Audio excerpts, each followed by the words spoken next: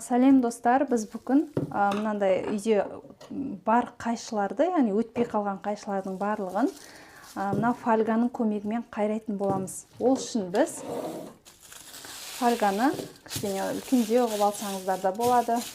Осылай алып, кесіп аласыздар. Менде мынау уже маталарымды қырқып жүргеннен кейін мына қайшым шамалы өтпей жүр. Мына фольганы былай қоямыз.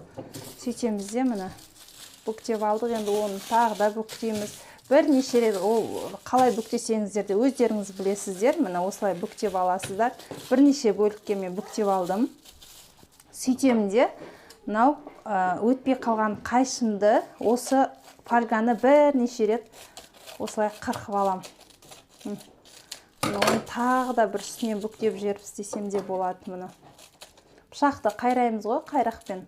Сол сияқты біз мынау менде тағы да мына жақта дайындап қойғандарым бар.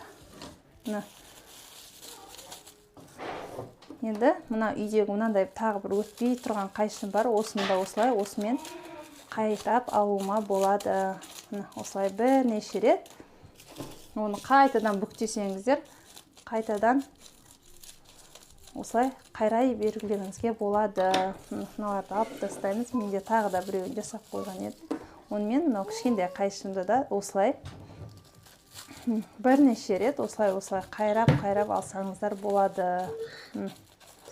Осылай үйде жатқан өтпей тұрған қайшыларыңызды осылай фольганың көмегімен қайрап алыңыздар. Егер оған да тағы да өтпей жатса, онда бірнеше рет тағы да үлкендеу қылып кесіп алып, тағы да қайрасаңыздар болады. Арасында қайрап тұрсаңыздар, қайшыларыңыз үнемі өткір болып тұрады. Пайдаларыңызға жаратыңыздар. Видеоның соңына дейін көргендеріңізге рахмет. Келесі видеода кездескенше сау болыңыздар. Менің каналыма тіркеліп кетуді де ұмытпаңыздар.